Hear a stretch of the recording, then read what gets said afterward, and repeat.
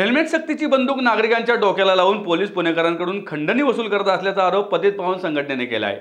पुण्यात 1 जानेवारीपासून पोलिसांनी हेल्मेट सक्ती केली आहे। जे हेल्मेट घालत नाहीत त्यांच्याकडून 500 रुपये दंड आकारण्यात येत आहे। गेल्या आठवड्याभरात जवळपास 50,000हून अधिक दुचाकी चालकांवर दंडात्मक कारवाई पोलिसांनी केली असून यातून कोट्यवधी रुपयांचा दंड वसूल केला आहे। याचा विरोध करण्यासाठी पतित पावन संघटनेच्या वतीनं शहरभर हेल्मेट सक्ती हवी का नको यावर मतदान घेण्यात येत आहे। आज मंडई टिळक पुतळ्यासमोर हे मतदान घेण्यात आलं।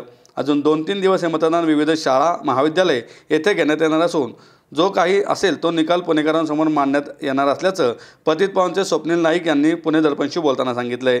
आम्ही याचा निकाल अजून 4 दिवसांनी जाहीर करणार आहोत। 4 दिवसांनी अजून आम्ही विविध आमच्या विभागात आज कसब्यात झालं, काल कोथरूडला झालं, परवा शिवाजीनगरला झालं, उद्या पर्वतीला होणार, कॉलेज विभागात होणार, असं प्रत्येक ठिकाणी जिथे जिथे पुणेकरांना मत मांडायचं आहे त्या ठिकाणी पतित पावन पुणेकरांना जाहीर आवाहन करते की निर्भीडपणे आपलं मत मांडा।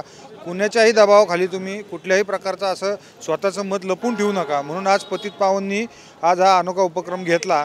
मत मांडा, तुम्हाला मान्य आहे किंवा नाही मान्य याच्या संदर्भात तुम्ही मत मांडा। याला कारण असे की पुणे शहर आयुक्तांनी 500 रुपये दंड लावला आहे। हेल्मेटची बंदूक समोर आणून पुणेकरांकडून जी खंडणी वसूल केली जाते त्याला कसा निषेध नोंदवायचा, तो निषेध आम्ही असा अनोख्या प्रकारे निषेध नोंदवला आहे। महत्त्वाचा विषय म्हणजे असा की हेल्मेट घातलं की हॉर्न वाजवावा लागतो।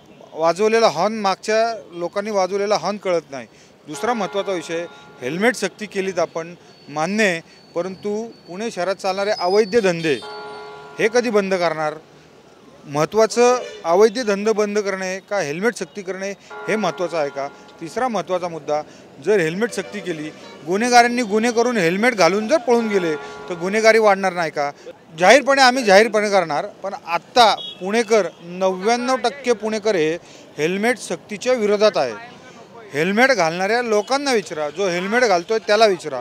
हेल्मेटमुळे आजूबाजूचं तर दिसतच नाही, हा तर पहिला मुद्दा। आणि न्यायालयाने जो आदेश दिलेला आहे की हेल्मेट सक्ती ही राज्य आणि राष्ट्रीय महामार्गावर करावी। हेल्मेट सक्ती करण्यापेक्षा हेल्मेटचं प्रबोधन करा। हेल्मेट सक्ती नका करू, हेल्मेटचं प्रबोधन करा की तुम्ही हेल्मेट घाला। असं तुम्ही हेल्मेटची बंदूक ताणून जर आपल्या पुणेकरांकडून जर खंडणी वसूल करत असाल तर याला काही कुठल्याही गोष्टीला ही आम्ही जुलूम सहन करून घेणार नाही। हा असा अन्याय आम्ही सहन करून घेणार नाही। गेल्या 2-3 दिवसातल्या नागरिकांच्या प्रतिसादावरून तरी लोकांना हेल्मेट सक्ती नको असल्याचं जाणवत असल्याचं पतित पावन संघटनेनं म्हटलंय।